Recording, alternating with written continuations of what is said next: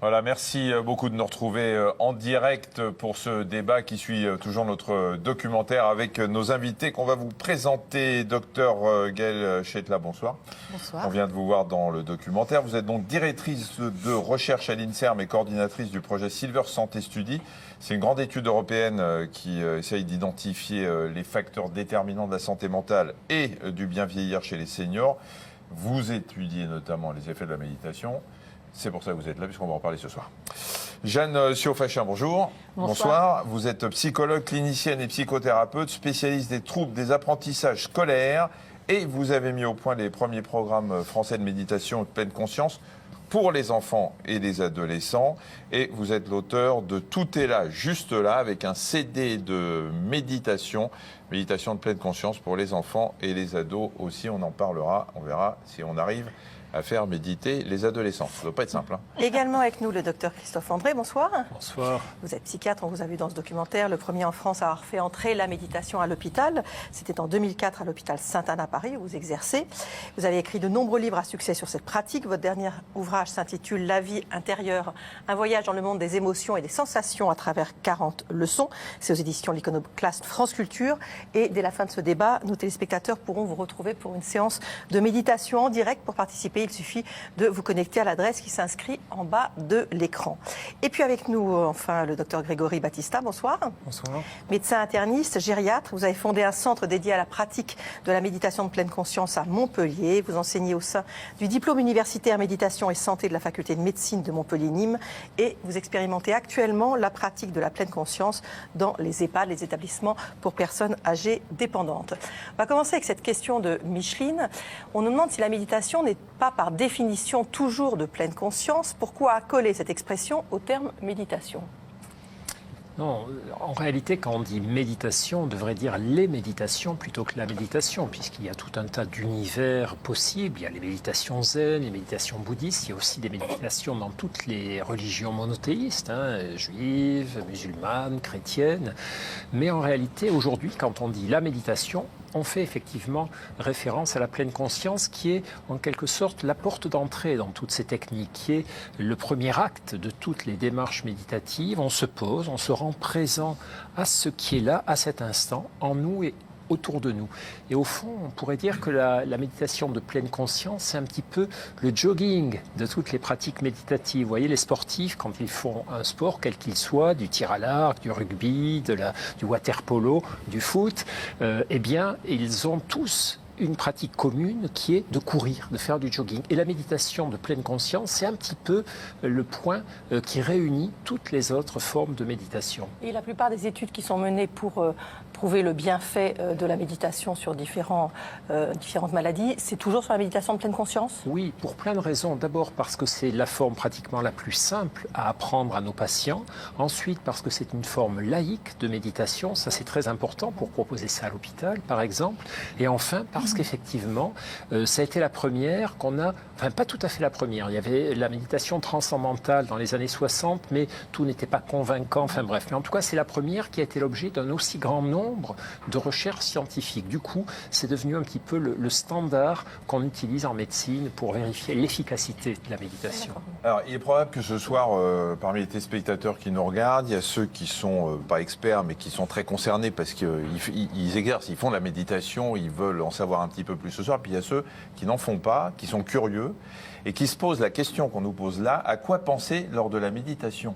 J'aimerais méditer, mais je ne sais pas sur quoi me concentrer, demande Roger. C'est effectivement une question. Quand on n'a pas quelqu'un pour nous guider, on se dit, mais qu'est-ce que je fais ? Je ferme les yeux et je pense à quoi ? Je fais quoi ? Il y a plusieurs objets d'attention qu'on peut choisir. On aime bien parler d'attention plutôt que de concentration pour enlever cette notion d'effort. C'est une attention douce, mais on va se fixer l'attention sur quelque chose qui est dans le présent, donc par exemple la respiration, les sensations corporelles, pour ne pas partir dans les pensées, dans les ruminations, comme c'était très bien dit dans le reportage. Et donc, par exemple, on peut débuter par, là, par exemple, si, je me souviens plus, c'est André, s'il est devant sa télé, il peut prendre un temps pour être attentif aux sensations peut-être de ses fesses posées sur le fauteuil et juste ressentir ça. Et ça, c'est un acte de méditation, d'être présent à ce qui se passe maintenant au niveau de son corps. Mais les pensées parasites arrivent quand même. Oui. Et c'est pas gênant, parce que les gens se disent, mais si les pensées parasites arrivent, c'est que je peux pas méditer. Non, c'est pas un échec. On peut avoir l'esprit qui est emporté par les pensées, l'attention qui est emportée dans les pensées. Et quand on le remarque, c'est là où c'est le cœur de la pratique, on peut décider de revenir volontairement dans les sensations. C'est le cœur de la pratique parce que est-ce que systématiquement, quand on commence des exercices de méditation, si André a envie de se concentrer sur ses fesses posées sur son fauteuil, C'est Roger. ou Roger, Bah, c'est pas il a pareil. des fesses aussi, Roger. Oui, remarquez, c'était hein. pas pareil. Et donc, il se concentre, et puis à un moment, après s'être concentré, il va avoir la pensée qui va partir ailleurs. Il faut qu'il rattrape sa pensée pour rester concentré sur ses fesses. Et est-ce que l'entraînement fait que plus ça va aller, plus il va rester longtemps concentré sur ses fesses et puis qu'il ne va pas avoir de pensée par. C'est un exemple, les fesses. Hein, vous faites pas tout ça. Mais je crois pas qu'il s'agisse de... Enfin, en tout cas, il y a justement cette idée reçue qui est très forte que méditer serait s'arrêter de penser. En fait, méditer, c'est modifier la relation aux pensées. C'est-à-dire que les pensées, de toute façon, elles viendront. Mais à partir du moment où, effectivement, on fixe son attention, que ce soit sur sa respiration, sur sa posture, sur son corps, sur ses sensations, au moment où les pensées arrivent, on va finalement les observer passer et on ne va pas ni se laisser entraîner par elles. Il n'y a encore pas Parce que- d'importance, quoi. En fait, on les accueille. C'est-à-dire que c'est comme si on s'ouvrait à tout ce qui se passe, donc aux pensées aussi. Mais en même temps, on va se dire, OK, je suis en train de penser, c'est tout à fait normal. Hein, on le disait dans le reportage, 60 000 pensées par jour. Il est totalement impossible de les mettre à distance. Mais en revanche, on peut se dire, OK, je ne me laisse pas embarquer pour partir dans des associations d'idées qui vont me mener soit dans le passé, soit dans le futur, soit dans tous les problèmes que j'ai à résoudre au sens large. Et je ne vais pas lutter, parce que plus on lutte, plus on déploie de l'énergie qui consomme notre possibilité d'être attentif à ce que l'on vit et à être pleinement relié à l'expérience du moment présent. Il y a une étude, moi, que j'aime bien citer de Harvard, assez récente, qui dit qu'on passe 49% de notre vie dans notre tête plutôt que de la vivre. C'est quand même énorme, la moitié de sa vie à penser à ce qui probablement n'arrivera jamais. En tout cas, pas comme ça. Vous avez parlé de respiration, on nous demande comment il faut respirer. Est-ce qu'il y a un mode particulier de respiration, abdominale ou pas?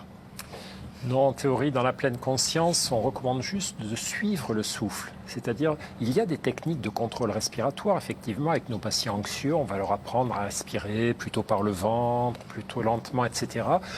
La pleine conscience, dans la pleine conscience, les consignes, c'est simplement rendez-vous présent à votre souffle et ne réfléchissez pas à votre souffle, comme le disait Jeanne, on ne mentalise pas sur le souffle en se disant comment je respire, etc. Juste, on le ressent.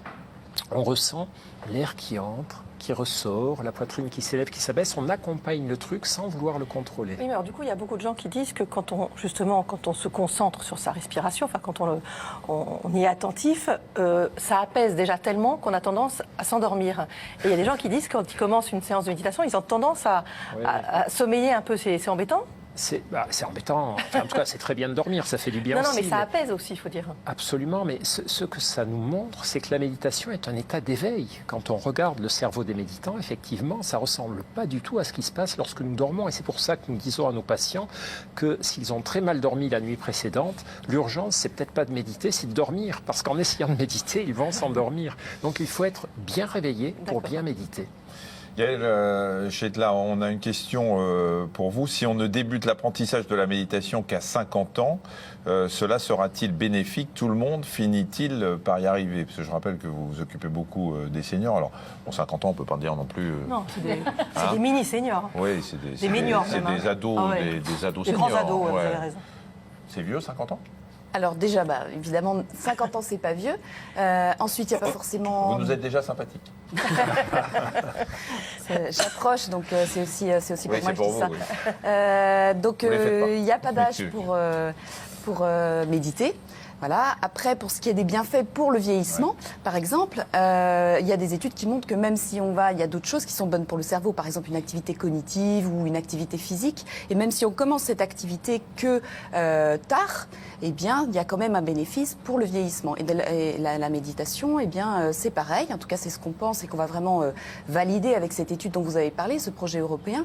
Mais ce qu'on pense, c'est que la méditation, même si elle est débutée à l'âge de 60, 65 ans, 50 ans en l'occurrence, eh bien, elle pourrait être bénéfique. Voilà. On parlera de 60, cette c'est étude pas- que vous menez effectivement pour bien comprendre de quoi il s'agit. 60, c'est pas très vieux non plus. Oui, c'est des grands adolescents. Ça va comme ça?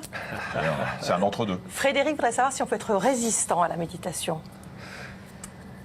Résistant à la méditation, peut-être pas avoir envie, pas être motivé peut-être, mais après, je crois que c'est un apprentissage qui est possible pour tout le monde, en dehors de certaines contre-indications. On évite pour l'instant dans des domaines de schizophrénie ou de dépression sévère aiguë, même s'il y a des protocoles en cours. Donc résistant, non. Essayer, je pense, être motivé, parce que ça demande quand même un engagement, hein, c'est pas une pratique facile, je pense qu'il faut quand même le dire. Mais si on est engagé, je crois que tout le monde peut apprendre à méditer. En quoi c'est une contre-indication, la schizophrénie? C'est quoi le risque? On parlait justement, peut-être Christophe André pourra le dire peut-être plus clairement, parce qu'il est psychiatre, mais ils ont un monde parallèle, ils s'accrochent quelque part aux pensées, aux délires qu'ils font. Donc c'est vrai que c'est peut-être plus compliqué de sortir des pensées, des délires construits pour les personnes schizophrènes. Oui, puis c'est vrai que parfois certaines séances de méditation donnent un sentiment de modification de ses sensations corporelles, modification du fonctionnement de son esprit. Et si on a un tout petit peu tendance à délirer, à penser qu'on est influencé, voilà, on va interpréter ces sensations peut-être comme des influences extérieures et mystérieuses. Mais juste pour compléter le sujet, est-ce que c'est sur la facilité, est-ce qu'il y a des gens résistants, c'est très facile d'apprendre à méditer. Et c'est assez difficile de continuer à le faire quotidiennement, puisque les vertus de la méditation nécessitent la régularité. C'est exactement comme l'exercice physique ou le changement de régime alimentaire. Ça ne marche pas une fois pour toutes, on l'a fait pendant 3 mois et c'est fini, c'est pour la vie. Il faut régulièrement inclure ça dans sa manière de vivre. C'est un style de vie, finalement. Justement, parmi les idées reçues de ceux qui ne pratiquent pas la méditation, c'est « oh là là, il faut se mettre en position du lotus, zen, pendant une demi-heure, j'ai pas le temps, machin ». Combien de minutes de méditation faut-il faire par jour? Et quels peuvent être les exercices types, demande Lucie? Peut-être juste sur les minutes, les études balayent, mais peut-être que Gaël pourra mieux en parler que nous. On a des études qui montrent qu'à partir de 2-3 mois de méditation à raison de 20-30 minutes par jour, on a déjà des résultats biologiques, psychologiques, etc. Et d'autres études, comme celle avec Mathieu Ricard, on est en train d'explorer les effets sur la méditation de gens qui ont 20, 40, 60 000 heures au compteur. Donc, mais 20-30 minutes par jour, c'est beaucoup. C'est beaucoup. C'est beaucoup pour des gens qui n'ont jamais médité et qui ne peuvent pas les trouver ou qui se disent « mais je ne vais jamais tenir 30 minutes à… » C'est beaucoup, c'est ce qu'on demande en apprentissage. Lorsque les gens sont en phase d'apprentissage, les 2-3 premiers mois, c'est quand même important qu'ils méditent assez longuement, assez régulièrement. Après, ce qu'on voit, nous, on suit nos patients, et des patients qu'on suit depuis 15-20 ans. Et on s'aperçoit que ces patients incluent des petits moments de méditation tout au long de leur journée. C'est-à-dire, on l'a vu dans le reportage, en attendant leur train, dans la salle d'attente d'un médecin, avant de faire la cuisine, ils se posent quelques minutes. On l'a vu auprès de notre collègue anesthésiste. Et là, quand ça peut être fractionné, en fait. Oui, quand vous cumulez tous ces temps, à la fin de la journée, vous avez 30-40 minutes de pleine conscience. Oui, c'est pas 20 ou 30 minutes de suite. De temps en temps, on fait ça, aussi, mais il y a des jours où c'est fractionné, effectivement. Et sur les exercices types, moi je me souviens, alors je suis pas, Marina, c'est pas un secret, vous médisez beaucoup. Et moi je l'ai fait une fois en suivant votre premier livre, où vous donniez un des exercices au début du livre qui était d'essayer de voir dans le brouhaha qui nous entoure, de distinguer chacun des bruits qui forment ce brouhaha. C'est un exercice ultra simple à faire. Et c'est incroyable. C'est incroyable parce que finalement, on vit dans un bruit ambiant permanent qui est fait de bruit de la rue, des voix, etc. Et quand on se pose, qu'on ferme les yeux et qu'on essaye d'entendre un bruit de femme, un chant d'oiseau, un cri d'enfant, on finit par détailler tout ça. Et ça, c'est de la méditation. Absolument. On affine sa qualité de présence, tout comme là aussi dans l'exercice du raisin. On a vu Florent Dulon donner un raisin à chaque participant. On met 20 minutes pour manger ce petit grain de raisin. On le renifle, on l'observe, on le pose sur la langue, on sent le goût avant de le mordre, on le mord une fois, on sent l'avant-goût, etc. C'est de la torture, ça. Et on se rend compte que c'est très riche, la vie est très riche, mais on passe à côté sans écouter, sans regarder, sans ressentir. C'est ça l'esprit aussi de la pleine conscience. C'est pour ça que dans la plupart des études, on montre que ces approches de pleine conscience non seulement diminuent notre niveau de stress, mais aussi améliorent notre qualité de vie, augmentent la fréquence des émotions et des ressentis positifs. Et on n'a pas répondu à la question. L'exercice type, on va y répondre tout de suite. Juste fini sur les. Sur la posture. Oui, Ah oui. juste sur Yoga. les études et sur le temps, on a pu montrer qu'en fractionné ou en continu, ça changeait quelque chose ou pas sur les bénéfices?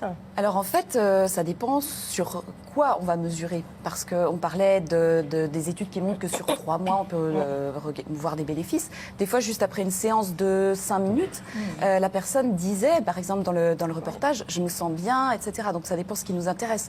Nous, on va s'inscrire dans le vieillissement, qui est un processus lent, qui s'inscrit dans le temps. Alors il faut s'inscrire dans le temps si on veut montrer un effet sur des marqueurs biologiques du vieillissement. Donc voilà, cette histoire de temps, ça dépend vraiment du bénéfice qu'est-ce qu'on en veut. attend. Voilà. Et après, comme on le disait aussi dans le reportage et qui est très important, on ne médite pas pour ce bénéfice en fait. Donc Bien sûr. il n'y a pas un objectif non plus de performance. Pour les chercheurs, oui, mais pas Voilà, pour les. c'est exactement pas pour tous ça. ceux qui Voilà. méditent. Position du lotus, alors, Jeanne? Mais d'ailleurs, effectivement, par rapport à ce que vous dites, Gaël, c'est souvent le contraire qui arrive. C'est-à-dire que si vous méditez pour quelque chose, pour par exemple être calme, c'est souvent les pensées qui vont s'inviter avec un immense C'est ça. brouhaha. Enfin, souvent, les personnes qui méditent sont des personnes calmes. Quand on les voit, moi j'ai l'impression, c'est probablement une impression, mais quand on voit des personnes, même dans le reportage, on a vu des personnes témoigner de la méditation, j'ai trouvé très, très zen. Au peut-être le moment, résultat. au moment de la pratique elle-même. Mais je ne crois pas on a parlé vous parlez de résistance, je ne sais plus si Michel ou Marina tout à l'heure. Je pense qu'on peut quand même être résistant, non pas parce que, effectivement, comme disait très justement, bien sûr, Christophe, c'est une pratique simple, mais parce qu'on prend un vrai risque quand on médite. On prend le risque de se rencontrer soi. Parce qu'à partir du moment où on s'ouvre à l'expérience de ce que l'on vit, on peut rentrer en contact avec un certain nombre de choses de soi qu'on n'a pas forcément envie d'aller rencontrer. Et donc, il peut y avoir des formes de résistance plus psychologiques par rapport à la méditation. Et par rapport à la posture, il me semble très important, enfin en tout cas c'est mon point de vue, je ne sais pas si tout le monde le partage autour de cette table, c'est que c'est très important, on est en Occident, et c'est important de pouvoir pratiquer ces formes d'entraînement à l'attention en étant dans des postures comme on est là. C'est-à-dire on est assis sur des chaises, on ne vit pas, nous, accroupis par terre ou en lotus, ce n'est pas notre culture. Alors on peut le faire si on y trouve une certaine forme de bénéfice. Mais ce qui est important, c'est justement d'entraîner, me semble-t-il, les personnes qu'on accompagne à avoir ce type de pratique, assis sur une chaise, debout, en marchant, pour pouvoir généraliser au bureau, à l'école, en consultation quand on est praticien, etc. Sur un plateau télé, c'est bien sur un plateau télé. Yeux ouverts, yeux fermés, ça change quelque chose ou pas? Ben, ça permet de l'intériorisation, de fermer les yeux, ça permet un peu comme quand on ferme les volets de sa maison. Ne pas être parasité par ça tout ce qu'on ça voit. facilite, mais on peut aussi avoir les yeux baissés avec un point fixe à environ 1 mètre devant soi, mais c'est pour se couper des stimuli visuels. Sauf si on fait une méditation, vous parlez de la méditation sur les sons de Christophe, sauf si on fait une méditation, par exemple, à regarder sa main comme si on ne l'avait jamais vue, et à observer toutes les circonvolutions, les sillons de la main, etc. À ce moment-là, on aura évidemment une méditation les yeux ouverts. Mais juste un point sur la pratique quotidienne, il y a quand même une étude qui a montré que même si on est un pratiquant de longue date, si on loupe entre guillemets une session de méditation quotidienne, on a bien vu dans les questionnaires que d'un coup il y a plus de rumination, il y a plus de stress. Donc vraiment cette régularité de la pratique tous les jours, c'est quelque chose de très important et les gens le décrivent vraiment quand ils arrêtent de 3 jours. Il y a le stress qui revient, donc c'est vraiment un traitement entre guillemets de fond qu'il faut pratiquer tous les jours, comme un médicament qu'on Vous faites prendra tous les combien de jours. fois par jour 1 à 2 fois. Vous l'avez voire fait plus tout à l'heure avant parfois. de venir sur le plateau. Oui, tout à fait. Ouais. Et encore une chose, puisque vous le testez actuellement dans les EHPAD, Oui. est-ce que le fait d'être âgé, éventuellement déficient visuel, auditif, change quelque chose dans la pratique? Alors déjà, on pourrait croire peut-être que c'est plus difficile pour les personnes âgées. Alors ce qui est intéressant, c'est que dans les études, on voit que les personnes âgées ont une aptitude à la pleine conscience spontanée plus grande que les adultes. Et donc, déjà, ils partent avec des scores plus hauts. Et dans la pratique, ce qu'on voit, c'est qu'ils se prêtent très bien au jeu et que quand il y a des déficiences auditives, au contraire, ils peuvent réinvestir, par exemple, les sensations corporelles ou la sensation du souffle. Donc, ce n'est pas un problème. Il y a d'autres objets On pense d'attention autrement. comme vous le disiez, les sons, il y a d'autres objets d'attention qu'on peut fixer. On va écouter maintenant le témoignage d'un homme qui a totalement changé de vie grâce à la méditation et qui raconte son expérience étonnante dans un livre. Jonathan Lehmann, bonsoir. Bonsoir. Alors déjà que je présente votre livre, Journal intime d'un touriste du bonheur, c'est aux éditions de La Martinière, voilà. Alors il y a 8 ans, vous étiez avocat d'affaires à New York, vous gagnez très bien votre vie. Du jour au lendemain, vous plaquez tout pour vous lancer dans un long voyage initiatique où vous allez découvrir le pouvoir de la méditation. Qu'est-ce qui n'allait pas dans votre vie de Golden Boy, à qui tout semblait réussir pour que vous partiez comme ça en voyage? Il y avait tellement de choses qui n'allaient pas. J'étais en prise à un phénomène qu'on peut appeler la tyrannie du mental et dont on a parlé beaucoup. Beaucoup de pensées négatives, beaucoup de stress. J'avais beaucoup d'addictions, je prenais beaucoup de drogue, mais surtout, j'étais obsédé par l'histoire de ma vie. Obsédé par la perception que les autres pouvaient avoir de l'histoire de ma vie, tant et si bien que j'arrivais pas à vraiment accéder à l'instant présent, j'arrivais pas à vraiment regarder autour de moi, apprécier et ressentir la simple joie de vivre qu'on a quand on est petit, naturellement. Et ça vous pesait? Ça me pesait énormément parce que du coup, je devais chercher dans les drogues, je cherchais dans l'adrénaline. Il me fallait toujours un plus grand plaisir, toujours quelque chose de plus, de plus, de plus. J'arrivais plus à me satisfaire de la simplicité, c'était toujours plus, plus, plus. Alors pendant 3 ans, vous êtes promené dans le monde à la recherche de maîtres spirituels. C'est quoi la première rencontre avec la méditation? La première rencontre, c'est une lecture. C'est une lecture d'un auteur qui s'appelle Eckhart Tolle, qui est un auteur allemand qui est... L'instant présent. Ouais, le pouvoir du moment présent et Nouvelle Terre. Et en lisant son livre, j'ai compris que j'étais pas mes pensées. On a 60 000 pensées par jour et il y a très peu de ces pensées qui sont vraiment des pensées utiles pour nous. Et en fait, on peut passer d'un stade où on regarde la vérité d'une pensée pour se concentrer sur quelle est l'utilité d'une pensée. Et tout ça, c'est des choses que je savais pas du tout avant. J'étais complètement identifié à mon mental. Si j'avais une pensée, je pensais que j'étais cette pensée. Si j'avais une pensée de stress, j'étais stressé. Si j'avais une pensée de tristesse, j'étais triste. Aujourd'hui, grâce à la méditation et grâce à cette théorie, si j'ai une pensée de stress, je peux dire j'ai du stress en moi. Et du coup, mieux le laisser me traverser, ou j'ai de la tristesse en moi. Ça ne veut pas dire que je ne ressens pas du stress ou de la tristesse, mais que ces émotions durent moins longtemps et qu'elles sont moins fortes. Alors, dans le livre, vous racontez un séjour en Inde. Pardon, c'était en novembre 2016. Au programme de ce séjour, 10 jours de méditation dans un silence total. Comment vous avez vécu ça? C'était l'expérience la plus dure de ma vie. La plus belle aussi, c'est comme un saut à l'élastique à l'intérieur de soi-même. On se retrouve 10 heures par jour, pendant 10 jours, sans pouvoir parler à qui que ce soit, sans même pouvoir écrire dans un carnet. Donc on est vraiment face à soi-même, on ne peut plus se cacher. Donc il y a tout qui remonte. Tous les problèmes, tous les thèmes sur lesquels on se ment, parce que je crois qu'on se ment tous à nous-mêmes d'une certaine façon, on se raconte beaucoup d'histoires, et là quand on est face à soi, tout remonte et on ne peut plus trop se cacher. Donc j'y ai fait face, ça a été dur, mais on ressort de là avec une... Pardon ? Grandi, oui, avec une meilleure appréciation pour la simplicité autour de nous.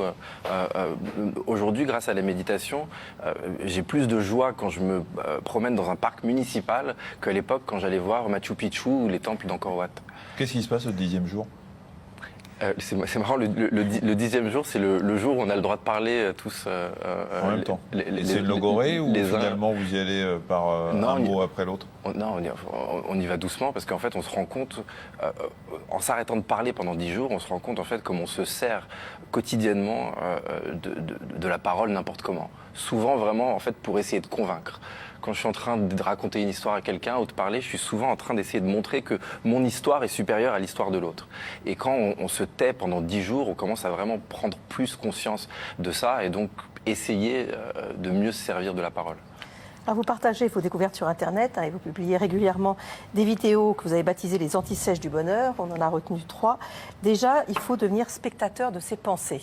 Oui, c'est ça. En fait, il faut tout est question d'observation. Ce que je suis capable d'observer, je ne suis pas. Donc si je suis capable d'observer la tristesse ou le stress, je ne suis pas triste, je ne suis pas stressé. Ça ne veut pas dire que je ne vis pas ces émotions, mais je les vis d'une façon différente. Donc vraiment, et je crois que c'est ça que nous apprend en premier lieu la méditation, c'est observer. Et d'ailleurs, par rapport aux addictions, c'est intéressant parce que à la base de toute addiction, il y a une sensation physique. Si je fumais beaucoup de cigarettes avant, quand j'avais envie d'une cigarette, il y avait une sensation physique. Et on a tendance à réagir compulsivement à cette sensation physique. La méditation nous apprend à observer la sensation physique et la laisser partir. Comprendre qu'elle est impermanente et comprendre que si on arrive à vivre vivre un petit peu avec, elle va s'en aller et que donc on n'a pas besoin d'y réagir compulsivement. La gratitude, il faut pratiquer la gratitude. Ouais, faut pratiquer la gratitude parce qu'en fait, notre cerveau est en proie à un phénomène qu'on appelle le biais de négativité, qui dit que la pensée négative voyage plus rapidement dans le cerveau et qu'elle pèse plus lourd que la pensée positive. Imaginez que je vous fasse 9 compliments et 1 reproche. Dans 3 jours, il y a des grandes chances que vous vous souveniez en priorité du reproche. Et donc, l'idée de la gratitude, c'est d'agir sur la neuroplasticité pour faire en sorte que les pensées positives soient plus importantes par rapport aux pensées négatives dans notre conscience. Qu'elles comptent plus, quoi. Voilà, dans notre cerveau.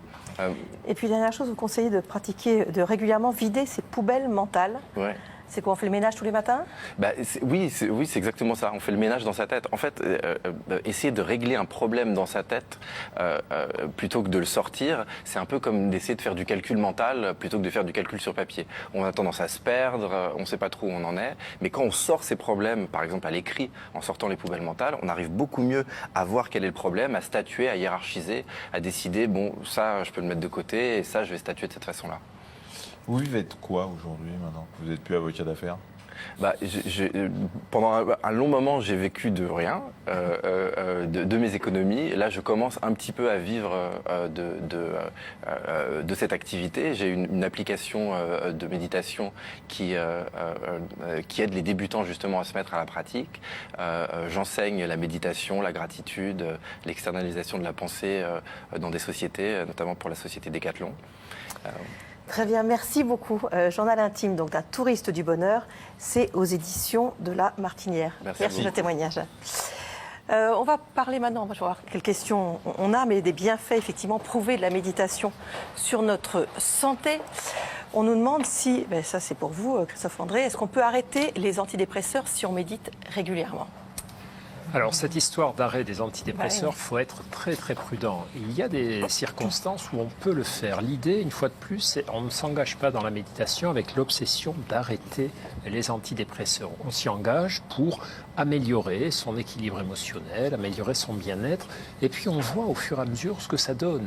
C'est vrai qu'il y a des études montrant que chez les personnes, après qu'on les ait traitées par antidépresseurs, lorsqu'on arrête ce traitement, eh bien on arrive à les maintenir à l'équilibre aussi bien que si on le maintient. Mais d'abord, c'est pas chez tous les patients. Il y en a quand même un tiers qui se casse la figure lorsqu'on arrête leurs antidépresseurs, même en méditant. Et puis d'autre part, c'est pas forcément une bonne idée. Donc vraiment, une fois de plus, le message c'est oui, c'est possible, mais jamais tout seul, jamais comme quelque chose d'obsédant. On en parle avec son médecin. Question, la méditation est-elle efficace pour lutter contre le stress et la nervosité, demande Nanou. On va répondre pour l'adulte, mais chez l'enfant et chez l'adolescent, par exemple, le stress des examens, la pression qu'on peut mettre sur nos enfants pour qu'ils réussissent dans la vie, ce qui les rend très nerveux d'ailleurs. Est-ce que c'est efficace? Et puis comment vous faites pour faire méditer un ado? C'est la grande question. Ouais. Oui, bien évidemment, le stress, les enfants sont bourrés de stress, même s'ils le ressentent et ne le vivent pas du tout comme les adultes. Et ce qui est très intéressant, c'est l'impact du stress, non seulement sur la sensation de pression et de peur de ne pas réussir, de ne pas y arriver, de ne pas être à la hauteur, mais aussi que ça va intervenir au niveau des mécanismes d'apprentissage. C'est-à-dire que quand on est stressé, c'est comme si on avait le cerveau pris dans une forme de brouhaha et il n'y a plus aucun espace. Méditer, c'est aussi créer un espace en soi, mais dans le cerveau concrètement. C'est-à-dire que ce qui est très important, c'est de pouvoir avoir, quand on est stressé, tout est brouillé. On peut ni mémoriser, ni comprendre, ni être attentif, ni produire quelque chose d'efficace.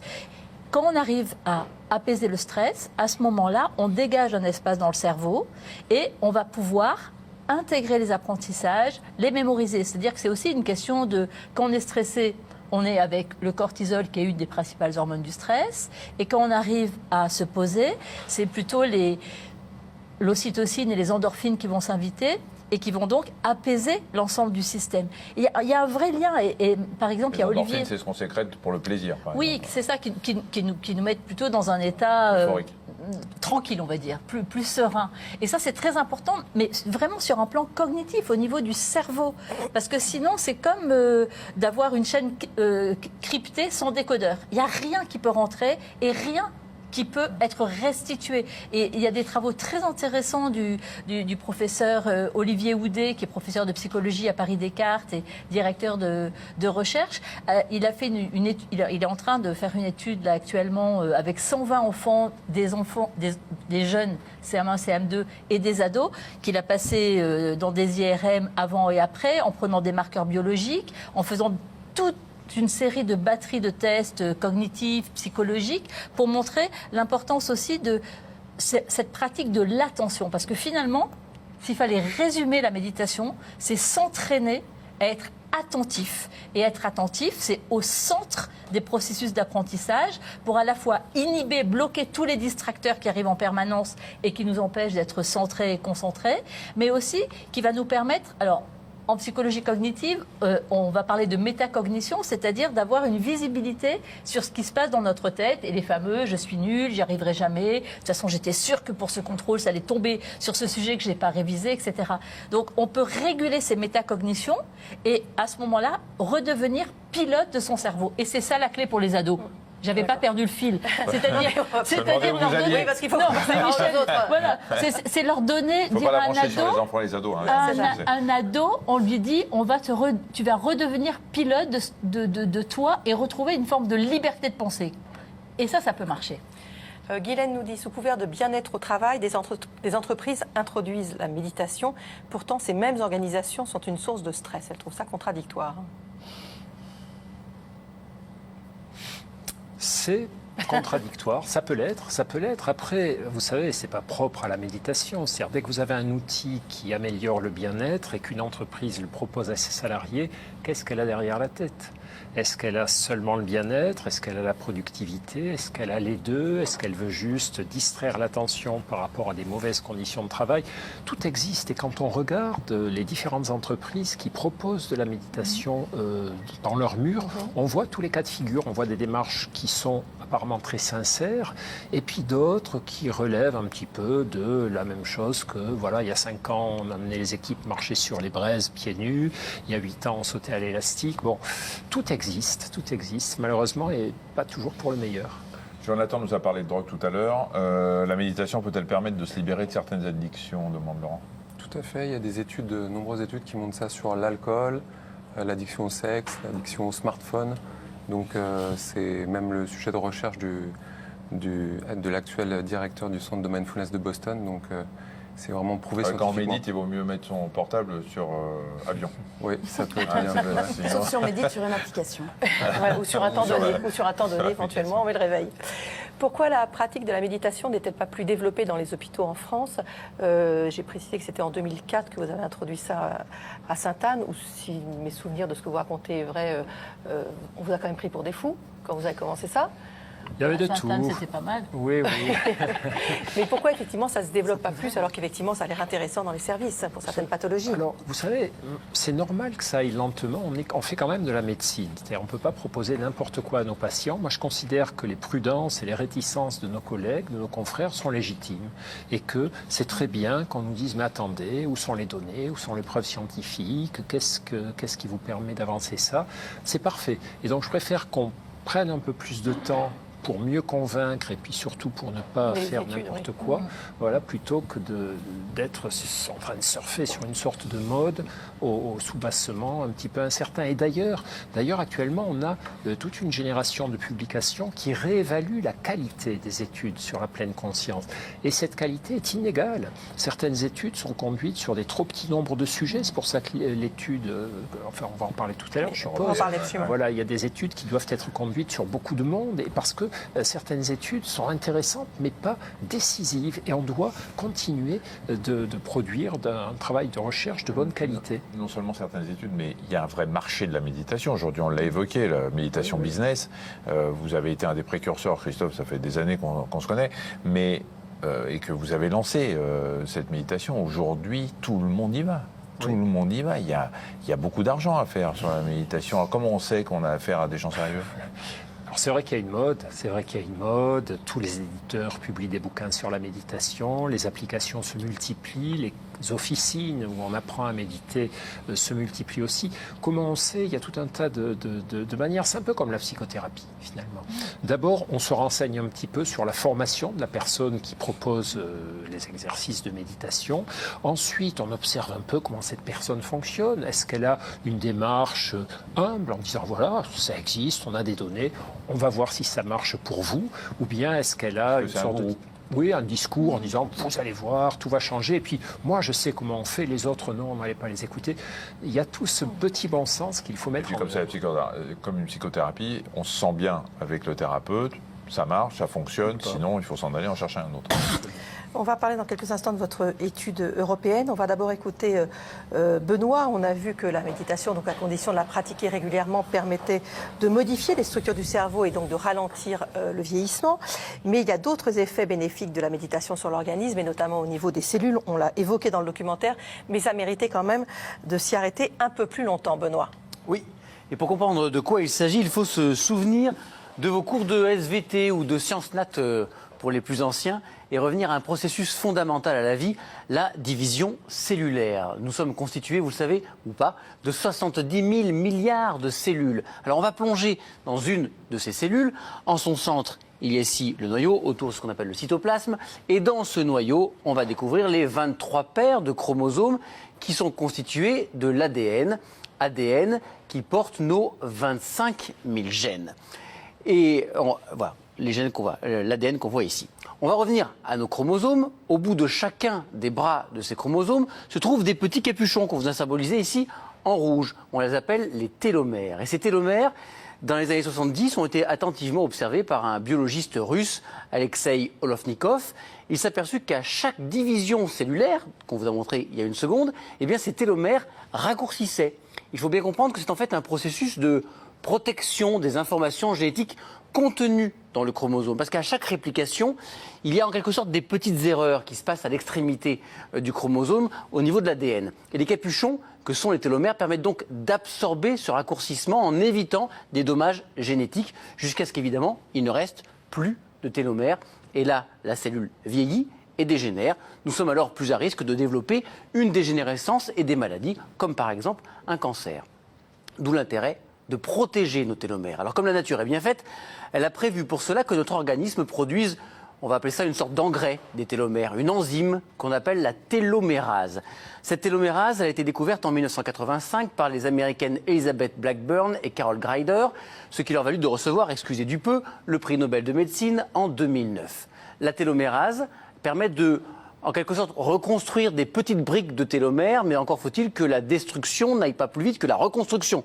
Or, il n'y a pas que le vieillissement qui use les capuchons de nos chromosomes. Des études, et notamment celles menées encore une fois par Elizabeth Blackburn, ont démontré que le stress abîmait nos télomères. Fort logiquement, les scientifiques se sont donc demandé quels sont les effets sur nos chromosomes de la méditation qui, par essence, permet de diminuer le niveau de stress d'un individu. Ils se sont donc amusés à mesurer les télomères des méditants et des autres. Et la méditation semble bien avoir une influence sur la longueur de nos capuchons chromosomiques. Une simple constatation pour l'instant, mais qui va dans le sens d'autres études qui montrent que les adeptes de la méditation vivent plus longtemps et en meilleure santé. Merci Benoît.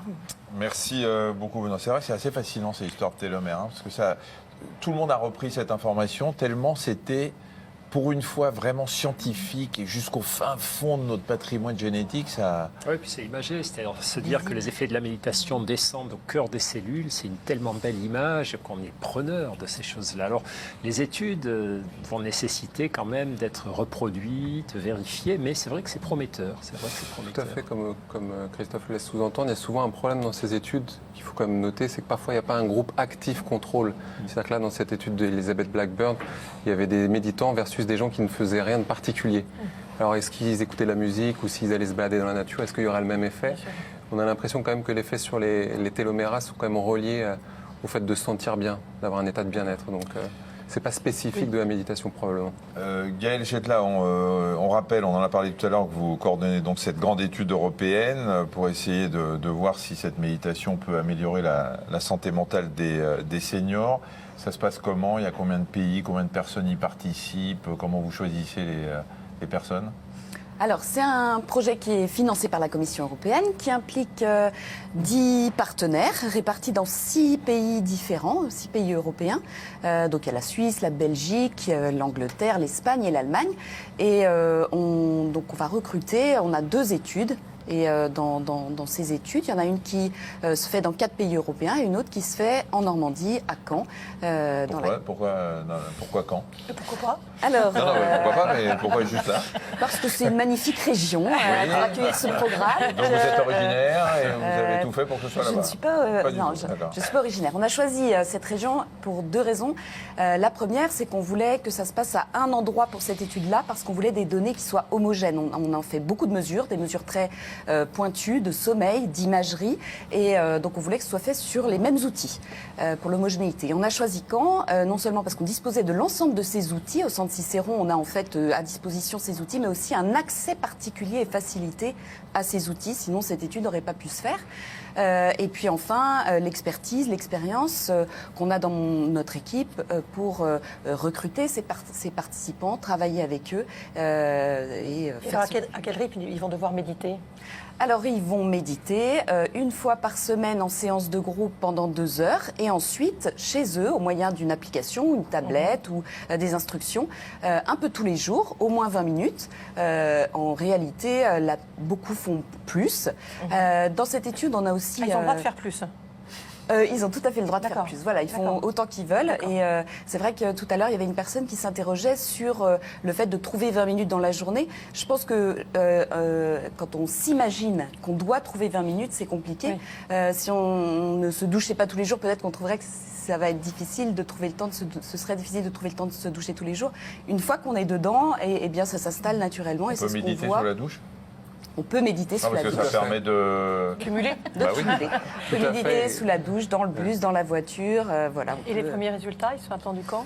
Alors, dans cette étude, en fait, on a donc les premiers résultats. L'étude se terminera en 2020.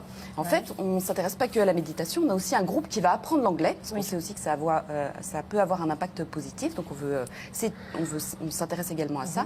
Et ils vont apprendre l'anglais avec exactement la même fréquence. Donc, voilà. Et puis, un groupe contrôle sans intervention qui pas d'anglais, pas de méditation. Exactement.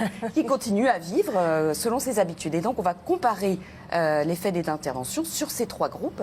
Sur combien d'années? 18 mois. 18 mois. Voilà, ils ont une intervention qui dure 18 mois, que ce soit d'anglais ou de méditation. On nous demande où on en est de cette connaissance précise. Est-ce que la méditation permet ou pas de protéger le cerveau de la maladie d'Alzheimer? Je crois qu'aujourd'hui, on n'a pas de preuves suffisantes pour le dire. Il y a des arguments indirects. Gaël Chetla parlait des troubles du sommeil, du stress. Là, dernièrement, il y a une étude qui a montré que les gens au middle life, c'est-à-dire vers 40-50 ans, qui sont modérément à très stressés, sont à risque d'Alzheimer. C'est vraiment un facteur indépendant fort. Donc c'est sûr qu'on a l'impression que le fait d'être moins stressé pourrait peut-être nous protéger de la maladie d'Alzheimer. Donc à ce titre-là, la méditation elle a toute sa place en prévention. Mais il faut des études pour le prouver et l'étude réalisée à Caen a un design et une qualité qui va peut-être permettre de donner des arguments plus précis là-dessus. Comment traverser une période de deuil avec la méditation, demande Emilia? Comme toutes les formes de douleur, le deuil n'est pas une douleur comme les autres, mais globalement, la méditation, je crois qu'on le voyait aussi dans le reportage, s'intéresse beaucoup à la manière dont les humains affrontent ce qui les fait souffrir, qu'il s'agisse de souffrance physique ou de souffrance psychologique. Et effectivement, ce qu'on voit, ce qu'on a pu montrer, c'est que lorsque nous souffrons, toute notre attention se focalise sur la source de cette souffrance et nous oublions tout le reste de notre vie. Et lorsqu'on a très mal aux dents, lorsqu'on a un grand chagrin d'amour ou lorsqu'on est en deuil, il nous semble que plus rien d'autre n'existe que cette source de souffrance. Et ce que nous propose de faire la méditation, si nous le souhaitons, il y a des gens qui sont en deuil et qui ne souhaitent pas accélérer cette distance. Ils veulent pleurer la personne qui est partie suffisamment longtemps. Mais lorsqu'on le souhaite, la méditation nous apprend à ouvrir l'espace de notre esprit à d'autres choses. Ça ne supprime pas la tristesse ou le deuil, mais ça nous permet de nous retourner vers tout ce qui reste autour de nous. Isabelle nous dit qu'on reproche parfois à la méditation d'effacer les souvenirs. J'en fais actuellement l'expérience déroutante. Pourquoi? Je n'avais pas cette notion. Alors, tout peut exister, mais j'ai pas notion d'étude montrant C'est pas un reproche l'effet habituel, en d'effacement tout cas. sur la mémoire. Non, il y a une étude qui avait montré qu'il y avait une sorte d'existence de faux souvenirs dans la méditation. Au Bon, contraire, on se c'est une fabrique des étude. souvenirs. Il faut d'autres études peut-être pour le confirmer. Peut-on méditer en étant enceinte? Est-ce que ça peut être bénéfique pour le fœtus, demande Alix. Hier, vous sortez avec un enfant qui fait ça, il y a un qui programme dort en spécial, sortant. Oui, il y a des Un programmes. peu comme le des programmes MBSR dont on a parlé dans le reportage, il y a un programme spécialement pour les femmes enceintes et de périnatalité, donc qui a été. Et ça fait des enfants plus calmes à la naissance? Je crois qu'il n'y a pas d'études encore là-dessus sur le calme des enfants, peut-être sur les parents. On peut supposer en tout cas que tout ce qui est bon pour la maman est bon pour le bébé. Ça me paraît assez logique. Ouais. Je ne sais pas qui va répondre à cette question de Valérie. Est-ce qu'on peut parvenir à un orgasme en méditant? Non? Vous souriez, mais ça n'est pas une réponse. Non, mais on en cherche parlait dans les aussi. souvenirs. Oui, c'est ça. Mais peut-être qu'on exerce avec cette Heureusement, avec les milliers capacité. de personnes que vous voyez dans les cinémas, vous imaginez si vous arriviez à faire ça? Et peut-être que la capacité à être vraiment présent avec l'ensemble des 5 sens ouverts peut favoriser une forme de sensation physique, d'orgasme, très sincèrement, je n'en sais rien. Mais en De tout cas, plaisir d'être cérébral, pleinement... en tout cas. Non, mais pas cérébral, non. C'est-à-dire qu'il y a quelque chose qui se joue beaucoup plus dans les neurones du ventre et à l'intérieur du corps, c'est-à-dire de sensation d'être pleinement en contact. Christophe a un souvenir précis qui vient de Oui. me revenir. Il vient de lui revenir. Non, si.